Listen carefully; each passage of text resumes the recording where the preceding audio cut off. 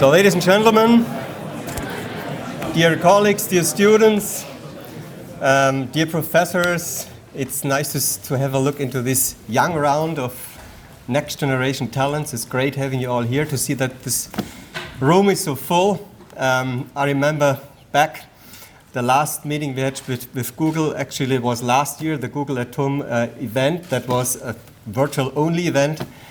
It was a nice event, it was a successful event, otherwise I think we wouldn't probably sit together today.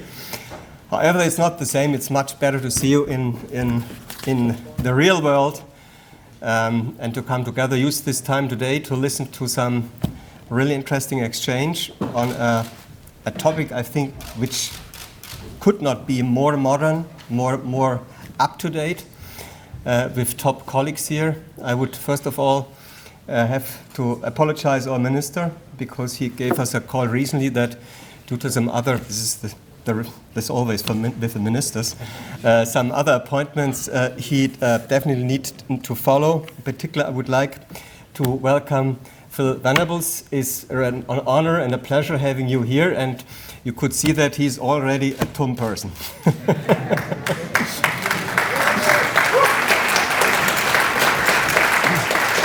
It's also a pleasure to welcome Wieland Hohlfelder.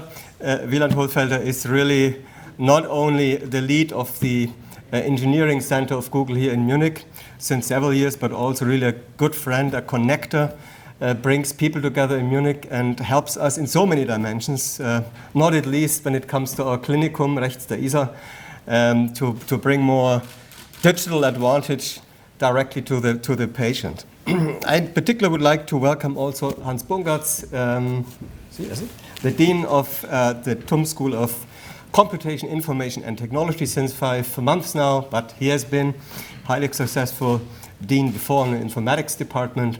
I would like to welcome Claudia Eckert. She's here, yeah.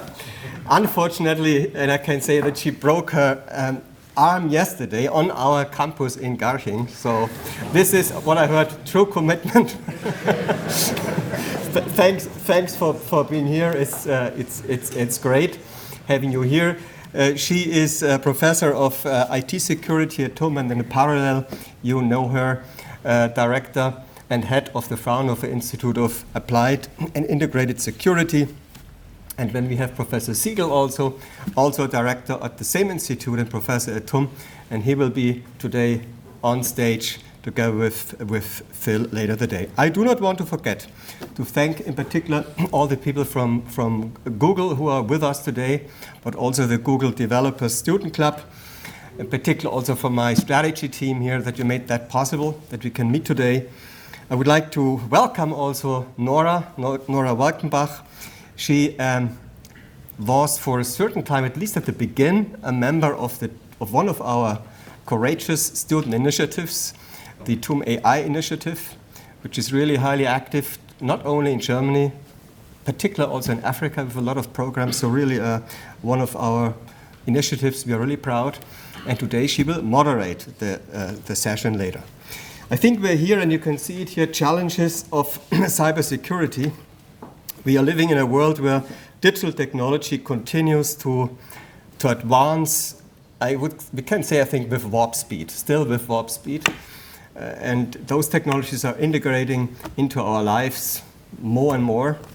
And that makes us vulnerable also. Vulnerable for cyber attacks, for other data breaches, for different type of threats, not only individually, but also when it comes to large institutions, when it comes to governments or entire societies. We just looked it up. Just in January 2023, data of 37 million customers from T-Mobile were stolen. Data from 70,000 employees of Uber were stolen. Data from 20 million of users from Twitter were stolen.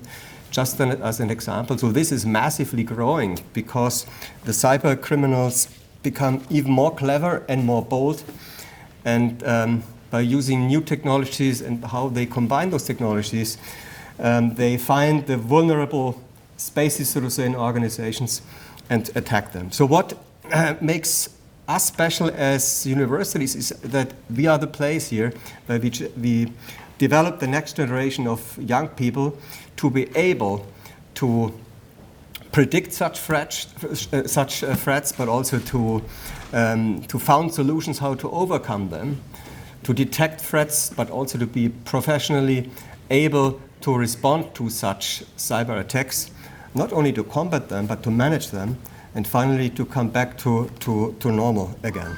This requires from us that on the one hand we develop and invest in new digital technologies to be able to mitigate such cyber attacks, but on the other hand we need also to invest in research in organizations, how they work, to be able, as a large institution, to be able to combat such threats and also to recover from such incidents. And finally, I think it's also in particular the human factor, because if you look who is probably the most vulnerable part, it is probably us. It's the humans, the people working in such institutions. And that's also the reason why we at TUM, I just explained that some minutes ago, from the faculty structure into the school structure, we will put the competencies more close together, like informatics, electrical engineering, mathematics, but also social sciences, because human behavior is so important, and to understand more the impact of privacy laws, of ethical considerations, or of governance considerations when it comes to topics like preventing or making us fit for cybersecurity. Also, what we started just recently is the TUM Institute for Lifelong Learning, because it's not only about student education, it's also about further educating the people who are currently working, active workforce, and to keep this workforce really at the very top front of knowledge. So we have to do, as a university, to open our mandate when it comes to education. It's not only first-time education as a bachelor or master student, it's much more than that. To bring people back to the university, to train them, make them fit for the future, because companies and other institutions are requiring that. I want to thank in particular Google for making this donation, altogether $1.2 million US, and helping us to further bring our strengths in cybersecurity research together. Use this as a germ cell to even make this as a stronger focus on our research agenda. You may know that 3 years ago we started the TUM Innovation Networks, and this is a network of experts spanning across the entire university and bringing PIs, postdocs, PhDs, professors together from the various disciplines around future topics. So we started, for example, one of those in AI, in materials design. We have another one, for example, in new communication tools between human and machine. And now we start a new one with your support on cybersecurity. And I'm sure, backed with additional professorships, 3 or 4 are currently on plan, we will make cybersecurity an even bigger topic.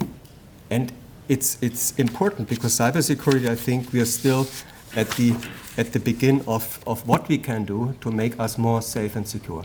So again, thank you, and would like to hand over now to Mr. Hohlfelder, and he will give his remarks for Google. And enjoy the evening. Thank you.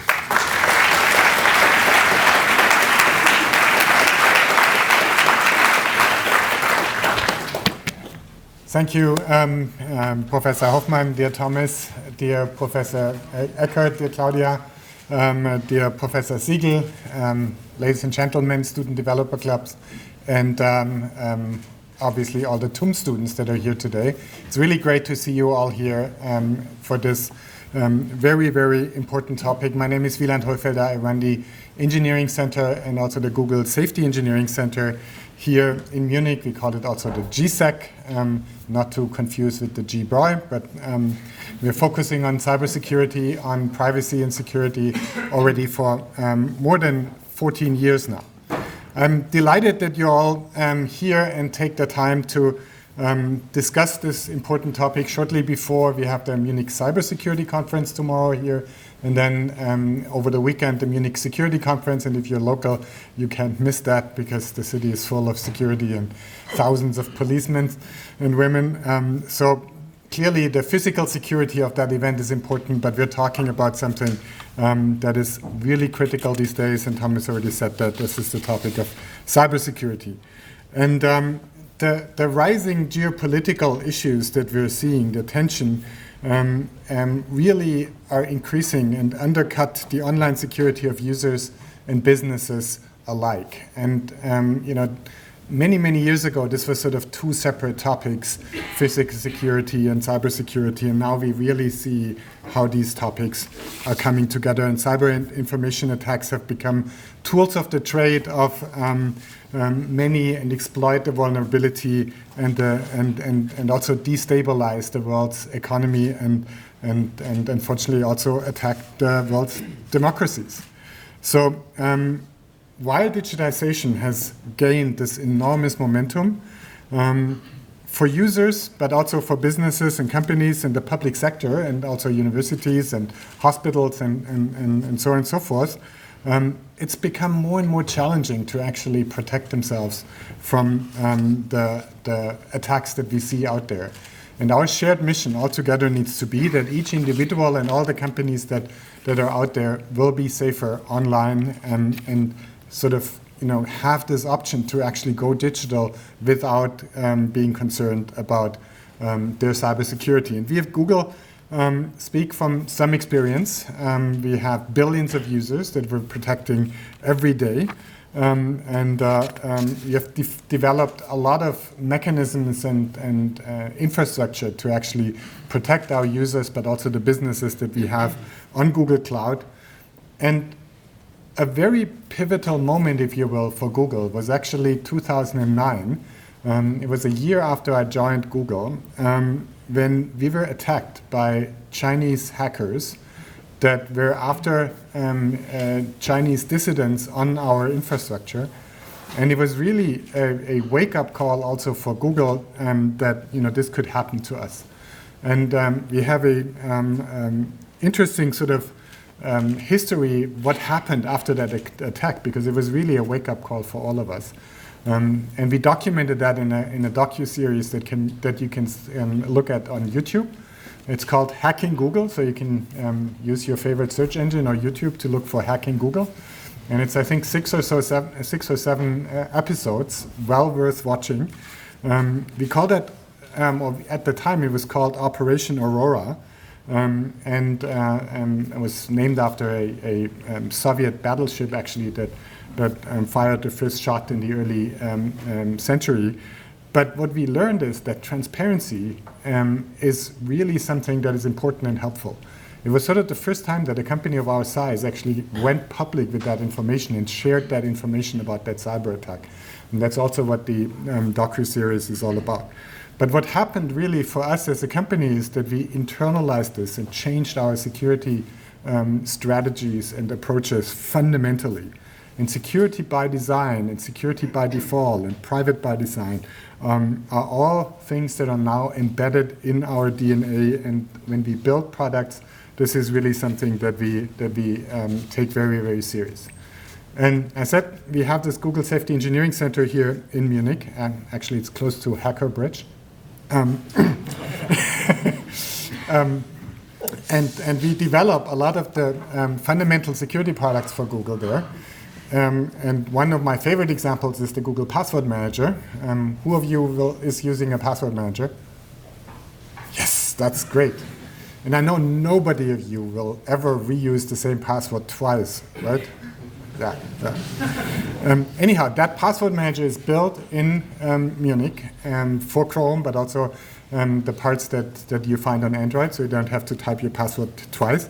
And it not only makes sure that you don't need to reuse passwords, it also protects you from phishing attacks, because the machine would never fill in a password in a phishing URL that you as a human being wouldn't be able to distinguish from the real URL.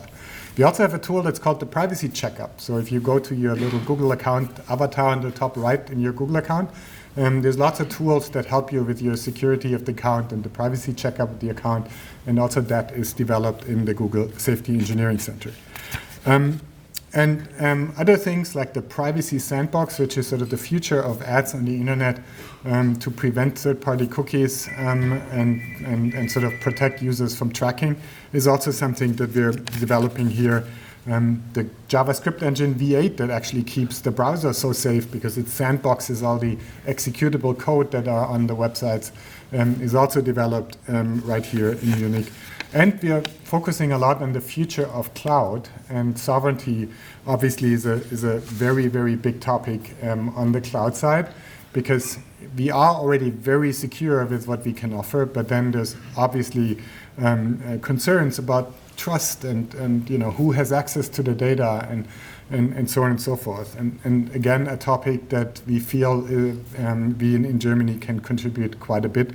And that's why we're proud, and we call that privacy made in Germany, because that is sort of something where, if we get it right here, we probably get it right anywhere or elsewhere as well. And I always say that digital security or cybersecurity and privacy/sovereignty, because they're sort of the same thing, are two sides of the same coin. Because you cannot be sovereign if you're not secure. If you leak your data left and right from the systems that you operate, then you're not sovereign by definition, right? And vice versa. If you're not sovereign, if you're not in full control over your infrastructure, it's really hard to get to a secure state. And so I think that paradigm of cybersecurity and privacy and sovereignty are two sides of the same coin is really something that also resonates with many of us. But the thing is, cybersecurity is a team sport. It's not something that we can do alone. It's not something that a particular industry can do alone. And so we need to work together across the industry, across research and universities, but also across the public sector and educating our users out there to be sure that it's open, that it's interconnected with all the other tools that are out there. And that's why we are so proud that we can work together with the Technical University of Munich as a very, very strong partner for many years. We've started to work together. Google in Munich is about 16 years old, but we've very early on already started to develop close collaboration and strong collaborations. And 5 years ago, pretty much around the same time, we actually announced our Partner of Excellence contribution to TUM. I don't know if any of you in the room remember it, because 5 years ago you probably weren't at TUM, but we had Eric Schmidt here and had a wonderful speaker series event to talk about potential joint opportunities. And then, as we just mentioned, we had the event about a year ago where we virtually came together to discuss joint topics of interest with professors from TUM, but also with some of you in the audience to ask questions. And that was a very fruitful conversation.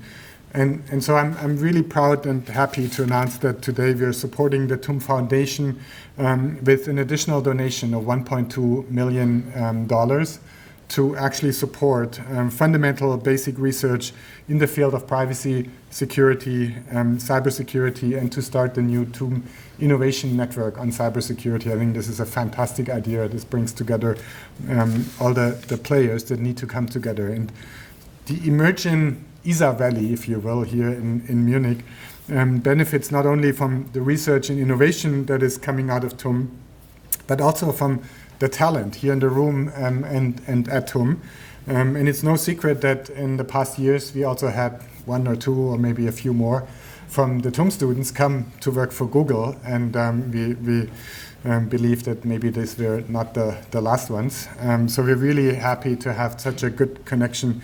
And also the Bavarian and the German research community in general is benefiting from this. We can't do this alone, and we can't do this in isolation from each other. The cyberspace doesn't have borders, and so we really, really need to come together to be successful. And tonight's discussion is a great example of how committed the TUM students are. So we owe a big thank you to the Google Student Developer Club for helping us organize this.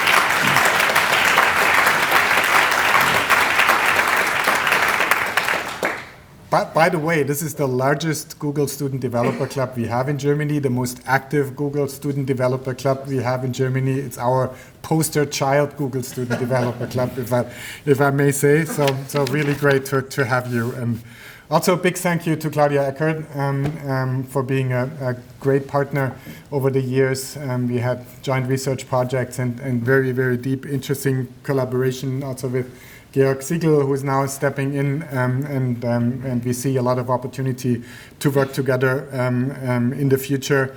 And we're curious to learn more about what you have in mind with some of the future work in a few minutes. And also a big thank you to Professor Hoffmann. Thomas, you've been leading this sort of development to come together in schools rather than in individual disciplines. And I think this is super, super critical to be successful, especially also in this topic. And then last but not least, the political environment in Bavaria is also something that we actually value quite a bit. The high-tech agenda that the Free State of Bavaria started already in 2019 and then actually extended a few years later to now I think more than 5 billion euro investment in high-tech, and cybersecurity is a big part of that as well. Provides us an environment that we really think is important for the future of this topic.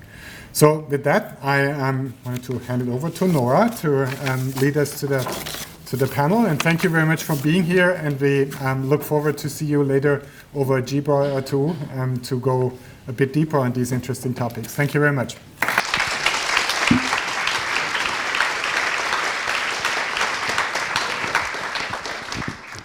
Good evening, everybody. I'm Nora, and I'll be the moderator of today's discussion about cybersecurity. But before we jump into the topic, I'd also like to thank all of you guys for being here with us today.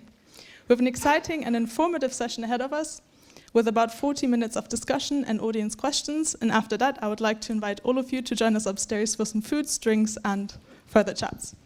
But without further ado, let me introduce our two panelists to you today. Starting with Professor Dr. Gerhard Stiege. He's the director of the Fraunhofer Institute for Applied and Integrated Security, also the founder of the Chair for Security in Electrical Engineering and Information Technology at the TUM. His research covers hardware security, like the design of secure circuits, and embedded systems, as well as the research on new hardware attacks. He's a highly respected expert in his field and has won numerous awards for his research. Joining him, we have Phil Venables. Phil Venables is the current Chief Information Security Officer at Google Cloud, as well as a member of the American President's Council of Advisors on Science and Technology. He has over 30 years of experience in the field of risk management and cybersecurity, where he's held multiple senior positions in multinational corporations, including 24 years of experience at Goldman Sachs as board director and senior advisor. Please join me in welcoming our two panelists to the stage.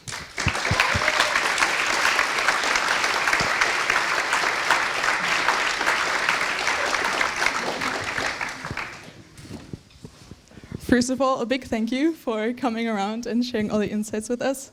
I'm sure there's a busy weekend ahead with the Munich Security Conference coming up. So how about we start talking a bit about the things that will be coming up, the topics for the conferences on this weekend. Professor Stiegel, would you like to answer? So I think there are many issues which will be discussed. But the impact of IT security on our critical infrastructures and what could happen with these conflicts, these worldwide conflicts, I think it should be a major topic in the security conference, in the IT security conference, I think. With conflict, you're referring to the war in Ukraine, or what do you mean? Yes, I think the Ukrainian war, I think, is pushing us a lot into state actors attacking our IT infrastructures is one scenario, and the other thing is that more and more IT infrastructures is included in our critical infrastructures, and this is clearly the problem we have to address somehow. Yeah. Before we go further into that, you want to tell us a bit about the conference that is coming up for you, starting tomorrow already, right? Yeah, so we've got the Munich Cybersecurity Conference, and it's in a similar vein, and it's as Wieland was saying in his remarks, one of the interesting things about cyber now is you can't disconnect it from the rest of security, and it's just every geopolitical, critical infrastructure, national security element is just intrinsically interlinked with cybersecurity, because as you all know, we've digitized our lives and our societies, and that's becoming ever more so. The other thing as well is when you're not just looking at geopolitical and nation state activity, it's the same thing with criminal activity. Used to be a point where you'd talk about cybercrime, but kind of every crime now is somehow cyber related. It's either a cyber crime or it's cyber enabled or it's digitally enabled. And so at some point we're going to have to stop talking about cybercrime and just call it crime again.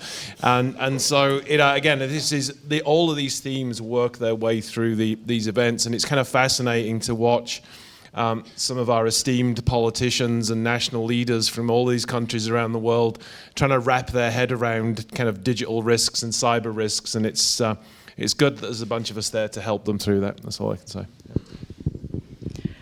First, Stigl, you want to talk a bit more about the particular threats that we're facing right now with the war, and maybe also with the tragic thing that's happened in Syria and Turkey, where we've also heard a lot about cyber attacks happening there? Yeah, currently what we are facing is that all things get connected through the networks. 5G is happening now. We are doing a lot of research on 6G already at TUM. We have our 6G cluster here, and everything will be connected to these networks. That could be cloud servers operated by Google, but could be also small sensors, thumb sensors. And everything needs to be protected somehow. And to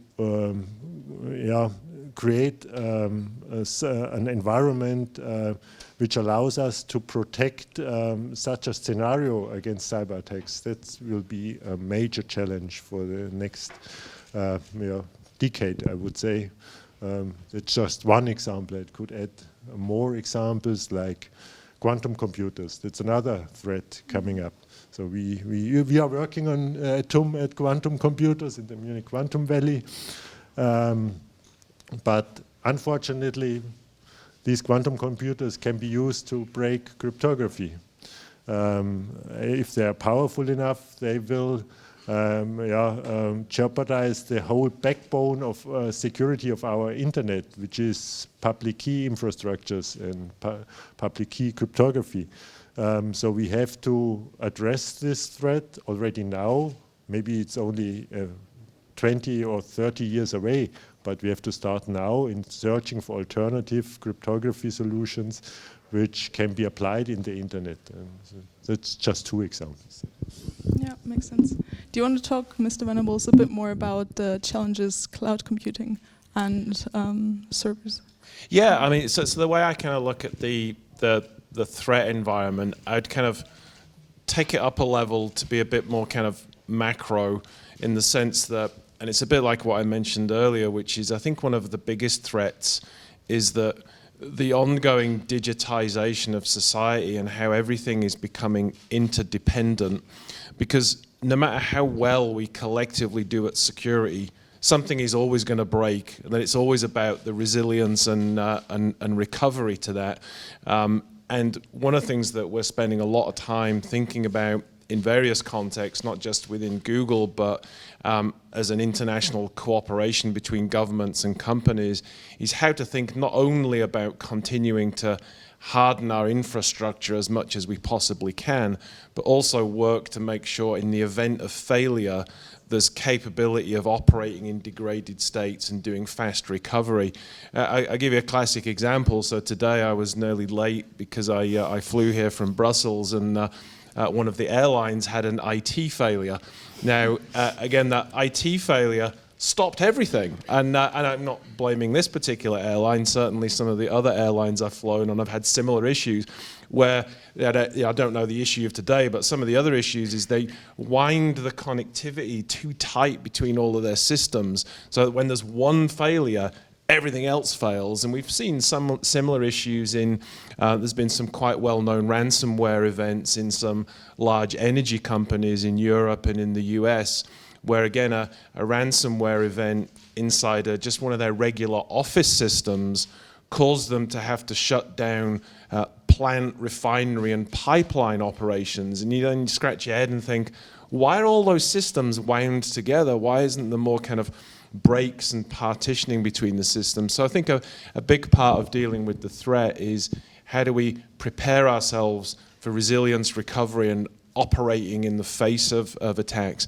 But on a more positive note, I think one of the bigger opportunities that comes from this threat, I think the world has finally realized that the path forward is to modernize our technology. One of the biggest risks we see in most corporations is not their lack of investment in cybersecurity, it's their lack of investment in upgrading their infrastructure to a more defendable architecture where security is built in, not bolted on after the fact.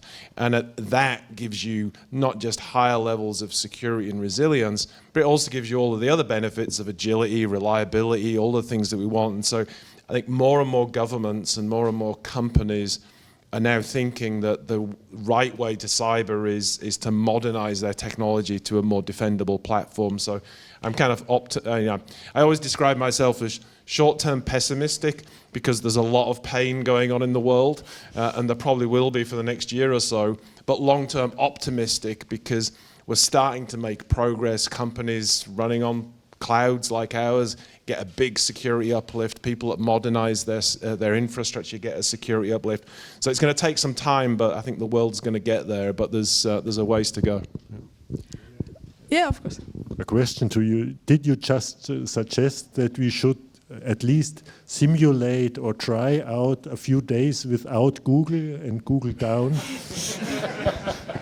Well, so one of the things we actually encourage is all of our customers to build on a resilient architecture so they're not dependent on one Google zone. So we actually like our customers to make an assumption that an individual zone could go away so they have multi-zone deployments, and actually we like critical infrastructure companies to do multi-region deployments to do exactly that. But it is an interesting question because one of the things we've been very, very focused on, and I'm kind of one of the reasons I'm proud to be at Google is because we do this with a lot of public good in mind, which is to think about how do we support the open source and open standards communities, because we want to make sure people have the ability to have portability of workloads across cloud in case they have to do like a temporary stressed exit to another cloud or to run things back on premise or to have flexibility.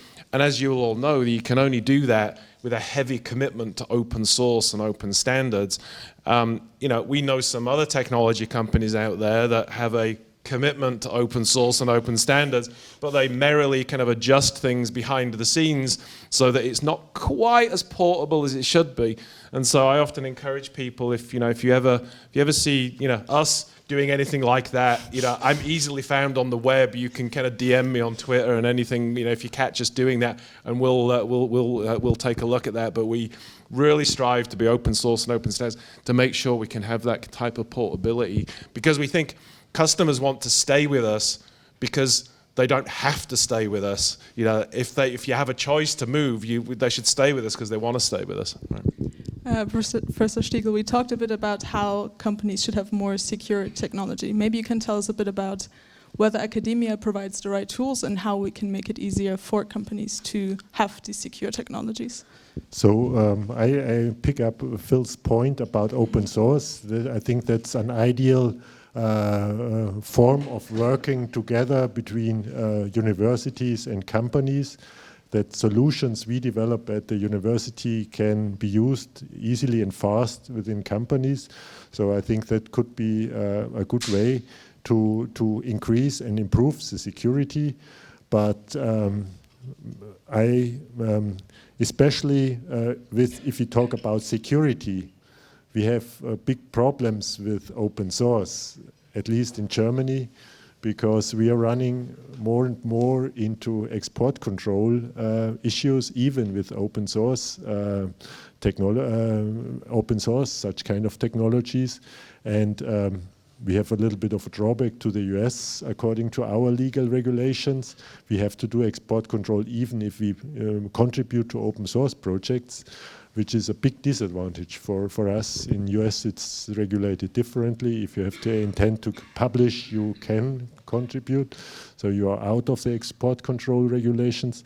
But I think that would be a great thing if we get here some progress to participate in such open source initiatives. And we are working on open source projects, for example, at Fraunhofer Isaac, we are working on secure operating systems which are based on Linux and Android systems. So I think there we have already the contact to Google.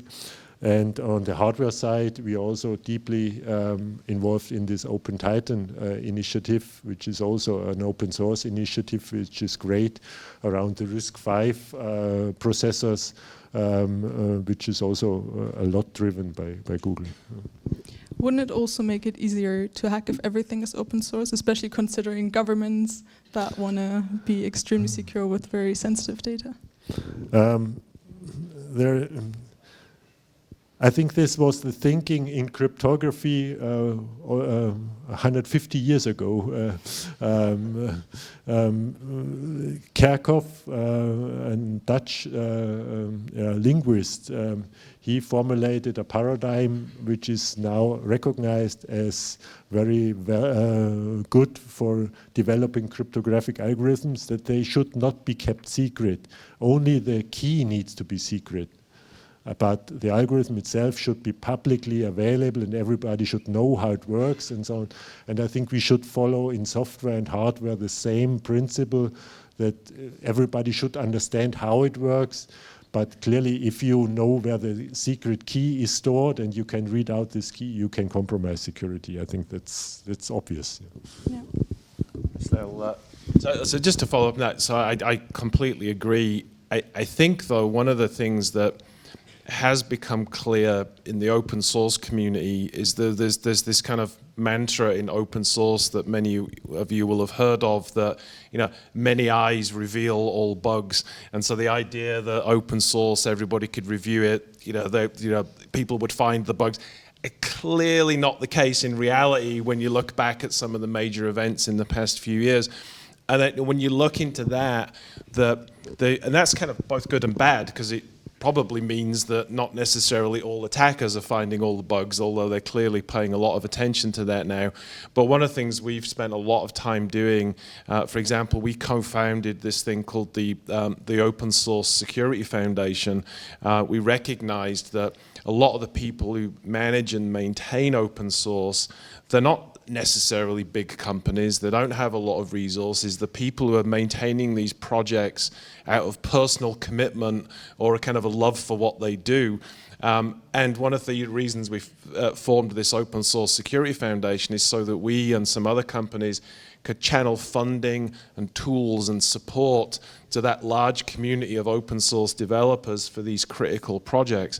I remember, for example, during Log4j, whenever it was a year and a bit ago, I think that the maintainers of that, it was like 2 or 3 people.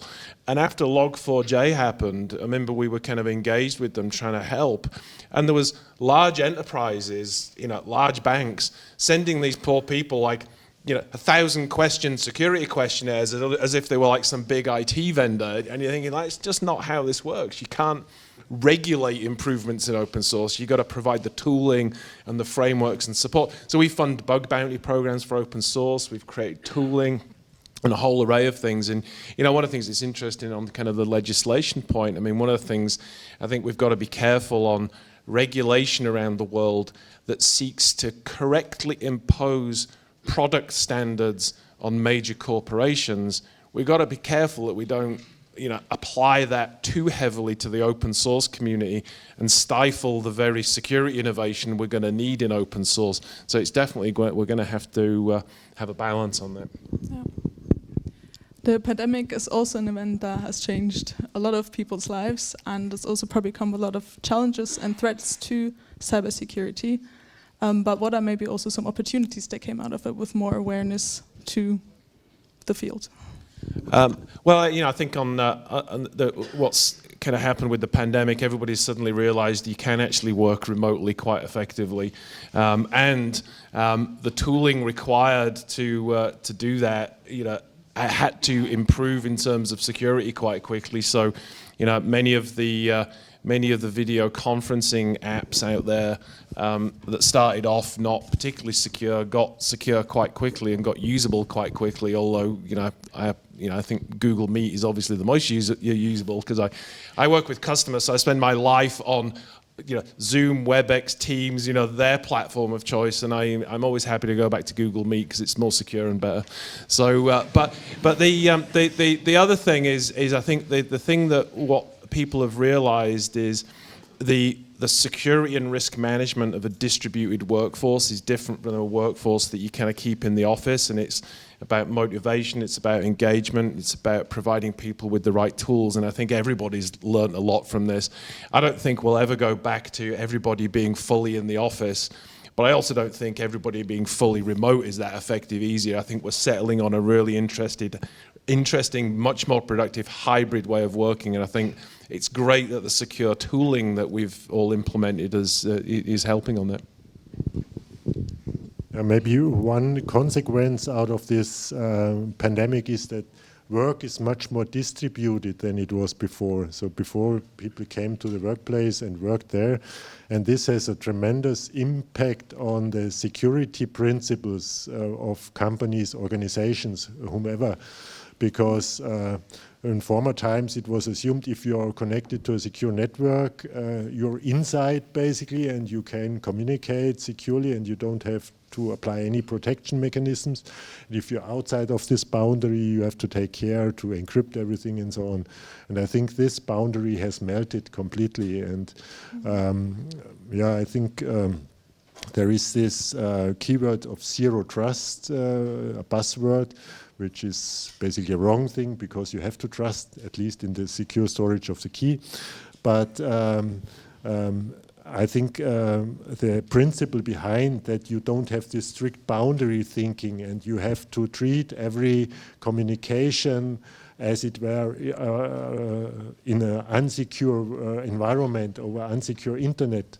I think this is a trend we have to follow, and we have to develop performant, secure solutions which allows us to work in this environment even better. Yeah. Oh. How can we maybe even highlight also here the importance of collaboration between the industry, the academia, but also the government in achieving better solutions for everybody? Yeah, collaboration, I think we are sitting here and you see that we are collaborating in the security area as well. One thing which is an interesting aspect in my opinion, if it goes about security, many students, I don't know how many are here and working on IT security projects, and maybe you tried some hacking of something, I don't know, who? So these are the white hackers and all the others are the black hackers. This is a very attractive thing for students to learn about security threats, and sometimes students or researchers find vulnerabilities and they have to report this to companies, and I think this is a challenge still. There is a lot of improvement. Some companies have their entry points where you can do responsible disclosures. Some companies don't have that. So this is an interesting form of cooperation between universities, researchers and companies, which is not without conflicts, but I think we need good ways to resolve such conflicts, and the worst thing is that lawyers finally decide about this conflict. So it's funny on bug bounties. I mean, so Google have had a long-standing, and we've got a very significant set of bug bounty programs across all of our products. But it was interesting, even in my old life of working for a quite conservative large bank like Goldman Sachs. Several years ago we We got them to run a bug bounty program. It was the first bank that, the first global bank that had a real bug bounty program. And I'm actually on the board at HackerOne, one of the big bug bounty companies, and that's, I've had a relationship with them a long time. But on the collaboration point, the thing I'd make about collaboration is what we have to do as defenders is move quicker than the attackers. And the way I kind of think about this is what we're all collectively building in partnership between companies and governments and academia and vulnerability research is it's like a big digital immune system. And the way I kind of think about what we do is, we tap into this digital immune system, so we're constantly upgrading our products, fixing vulnerabilities, adding new features as fast as we possibly can. And those feature requests come in from smart security people in our customers. It comes in from bug bounties. It comes in from our own vulnerability research in places like Project Zero. It comes in from looking at threats that we've seen happen to other organizations. It comes in from information sharing and collaboration centers in the private sector. It comes in from university research, and it comes in from tips and cues from our friends in the various security services around the world who also see things. And now, with our friends at Mandiant, who we acquired last year, comes in from actual experience of breach response where things have gone wrong. So we take all of this signal and it feeds into upgrading our products as fast as possible. And the idea is, if you're a company or an organization that doesn't have a lot of security resource, you can potentially just sit back and take every update we give you, and you're going to keep getting better and better. And we want to make this as fast as possible, so when an attacker is successful in one place, we can observe that and fix it everywhere before that attacker has chance to go to those other places. And so our entire mission in life is essentially to get this faster and faster feedback loop going to create the effect of this digital immune system to just keep everybody defended as fast as we can. Unfortunately, we're already going towards the end of our session, so now I'd like to open up to all of you guys to also ask some questions, so feel free to raise your hand. The man at the back. I have a question regarding how can the open source environment enhance the security. There is a problem that security in general is not as appealing as other fields in terms of funding and in terms of starting. So if we have a security startup, the chance of it getting a fund in order to actually start is much less than a startup that is working in AI or something like that. So just making platforms available as open source is not really enough. We have to invest in the environment itself to make it more appealing to the regular people to be interested in security and not just. So how can we? If you could also quickly repeat the question. So the question is, there's probably a couple of parts to the question. One is how do we make sure that people are focusing on open source security when they may not otherwise necessarily want to do that? And then it's also how do we fund security startups either in open source or not when people are getting more interested in other things. I'll kind of answer it in reverse. So in my experience, there's a lot of funding. I unfortunately can't speak for Germany, but in other parts of the world, there's a lot of venture capital and in fact now private equity funding that's going into Series A, B, and C security startups. Clearly the shiny new toy is AI and generative AI and large language models, but that'll temper down a little bit when people realize that when we get to get through the trough of disillusionment into the plateau of productivity, the investment will kind of level out a little bit. But I think there's still going to be a lot of investment in cyber. The difference is, a lot of the investment I've seen is starting to go to particular applications. So it's tooling that will help the software development process, or tooling that will help manage cloud infrastructure, or tooling that will help data protection and privacy, as opposed to it being kind of lower down the stack. And that's a bit of a difference.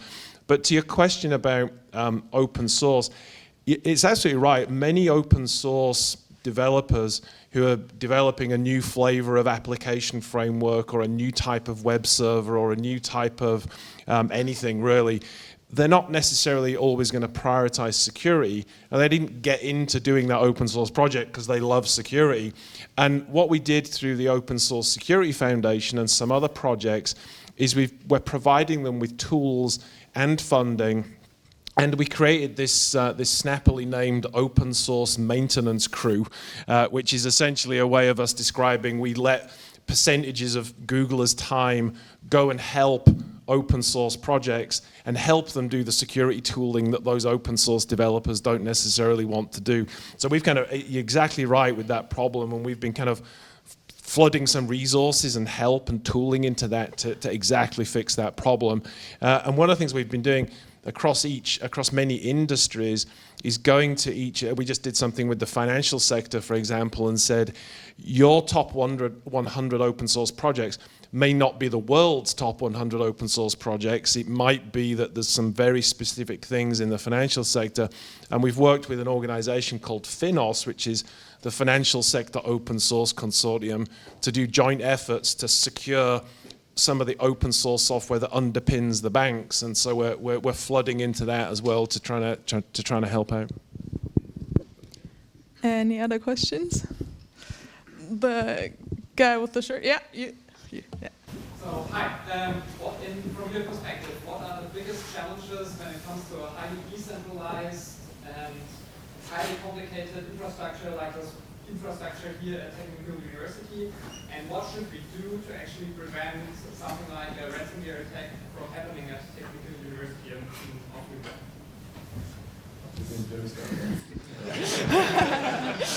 I think that was the most difficult question of this evening. I think defending a university from a ransomware attack is almost impossible. I think you have to if you talk about the whole university, I think you have to define, as every company, your secrets, which need to be kept secret and working, that the university still keeps running. I think every student account, if this is encrypted for some reason, I think you cannot protect, to be honest. I think in the end we have to come to an infrastructure where every device is somehow authenticated, is able to store keys, to do cryptography, so to have the technical foundations to protect everything.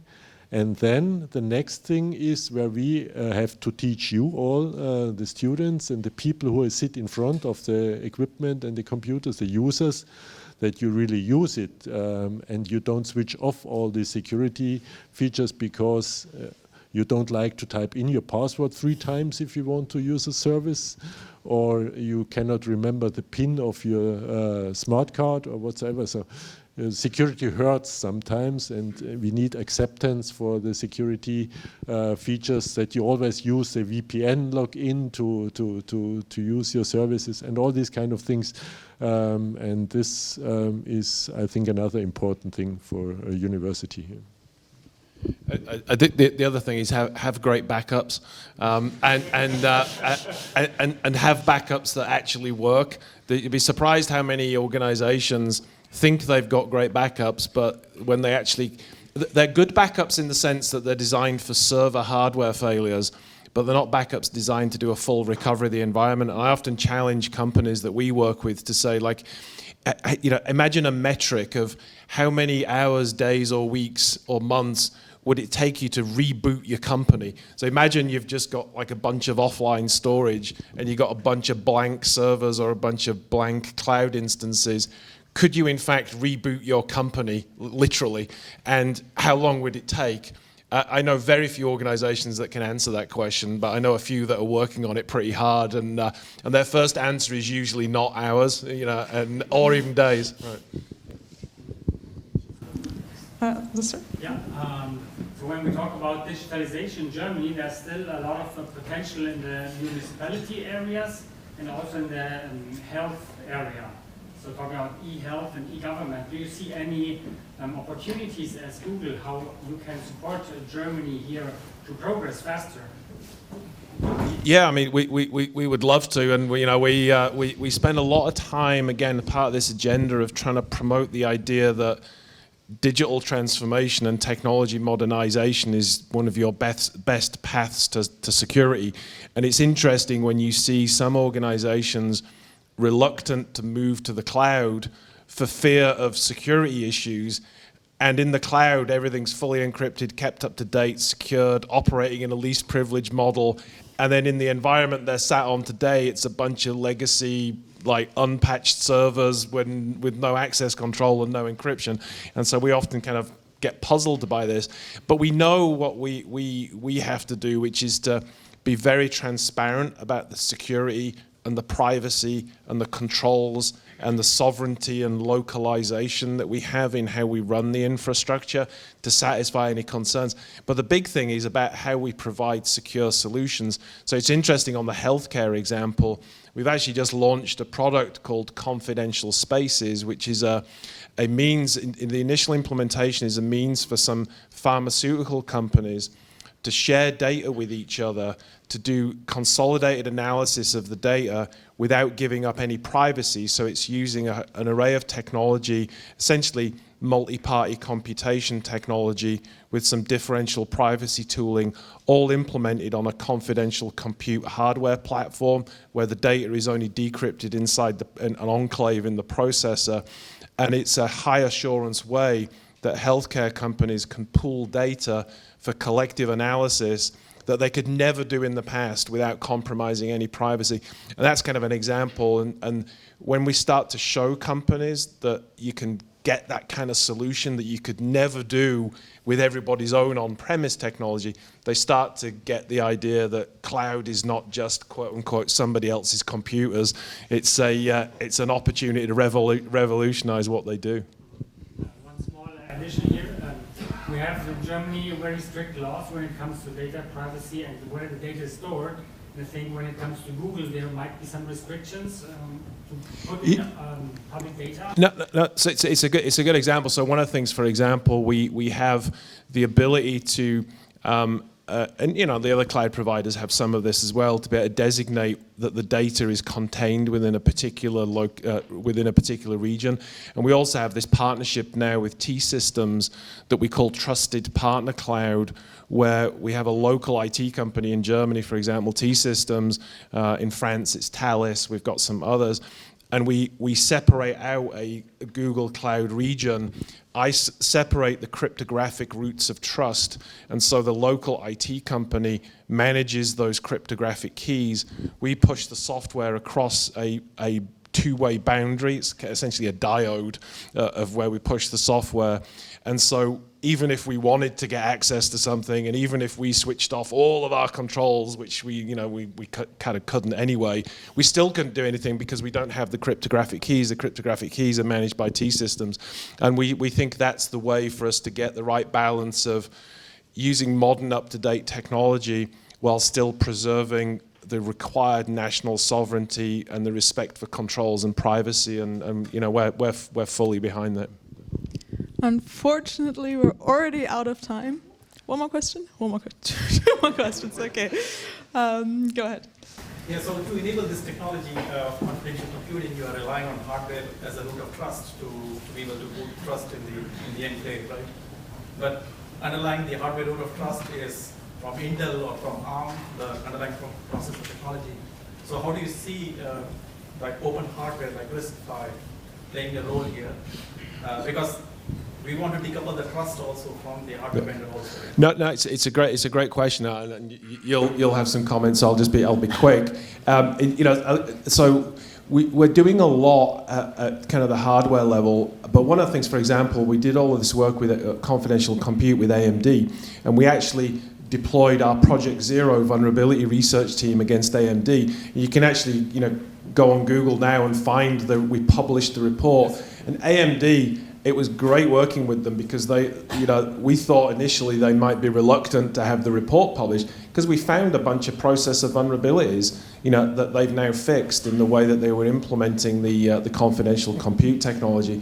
But ultimately, we want to get to a point where we've got more formal verification, where we've got remote attestations between the hardware and the customer's management of keys, and then tying that stack, the software stack, down to the roots of trust. So we're not at the stage I'd really like us to be from an absolute high assurance, but it's like, I think it's 10x higher assurance than we've ever had in any type of previous cloud, or especially kind of enterprise traditional hardware software.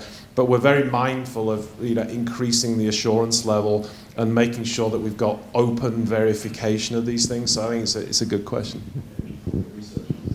I think the RISC-V processor development, which is open source, I think gives us a great opportunity to have computing environments which are transparent. We can look into. It needs not to be all open source. It can be a RISC-V design which is closed source, but I have a way to look at the specification and check whether the implementation I have on my table, this hardware, follows the specification and does not contain more than I ordered, which is another fear we have. So I think this helps a lot for us. One final question. Go ahead. Thanks for the talk. I was slightly for the compliance questions. So as you know, like cybersecurity related to the compliance and under pressure from the legal perspective.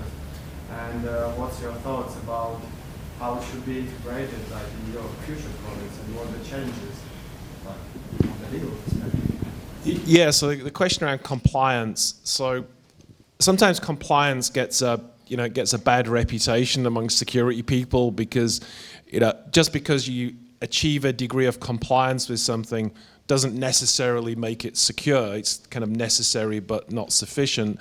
But I think most compliance regimes do establish a reasonable lower bound of security that's appropriate for particular industries. The thing that, and so we have whole compliance teams that all they do is work on verifying our products versus compliance regimes around the world. We have probably over 200 compliance certifications in different countries and different industries. The thing that we're always careful of, though, when we partner with regulators and governments, is to make sure that compliance rules that are introduced don't have an unintended consequence. So there's many examples of compliance rules that when you look at them seem actually okay, but then you look at what happens. I'll give you one example. So we've spent some time here in Europe this week talking to various people about potential product and software certification schemes. Now, none of you will be old enough to remember the common criteria. You may want to kind of research it. It was a European-wide certification scheme in the 1990s. And one of the things that kind of went wrong with that was every version of every product had to carry the certification. And every time you did an update to the product, you had to get a new certification, including security updates. So what tended to happen was you would push out a security update, you would lose your certification, you would have to pay more to get a new certification. So what do you think happened? Like, there was less security updates. And so then what happened is you ended up with products that were certified, supposed to be good, that had not been updated, and the products that had the security updates that weren't certified that were more secure. And so one of the things we're very supportive of product certification, but I think we've got to bundle out the security updates and then reserve the certification updates to major or even minor product and feature updates. And the best thing about that, it uncouples the security and the feature update. And having spent my life on the receiving end of software from many tech companies, the thing that used to drive me the most nuts is you get this massive patch that was like full of security updates and full of like 20 feature updates, and you couldn't deploy the security because you had to test all the feature updates. And we just want the security update separate from the product update. So that's just one example. I could probably talk for hours about the unintended, if any of you want to do a PhD thesis on the unintended consequences of compliance regulations, there's much to mine there. But again, we are very, very supportive of these things because they're necessary to establish a baseline level of safety and to level the playing field, because there's a lot of companies out there that are selling product that aren't secure, competing with us that we believe we are, and having some transparency on that is great. But certainly we try and cooperate in setting these standards to make sure that there's no or as little unintended consequences there can be, because we ultimately all want the same thing, which is a secure environment, the protection of privacy, a secure society, respectful of national laws and boundaries, and we can do that through certification schemes, but we've got to be careful. One comment from my side on common criteria. I worked for chip card developers, and their common criteria is quite common. I'm looking at this from a hardware developer point of view. For a hardware developer, it's not so easy to send a security update every week. So you regularly need half a year to replace all the hardware, even if it's a very successful product.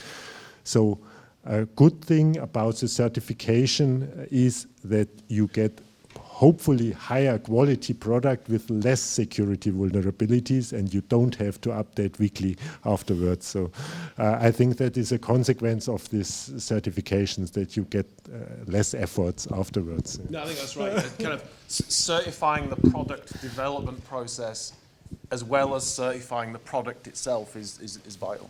Yeah. Thank you so much to both of you already, but don't worry, you can join them upstairs in a bit where we have some foods and drinks and ask them some further questions. But for now, I really want to thank the organizers again for making this event happen. I want to thank all of you guys for being here.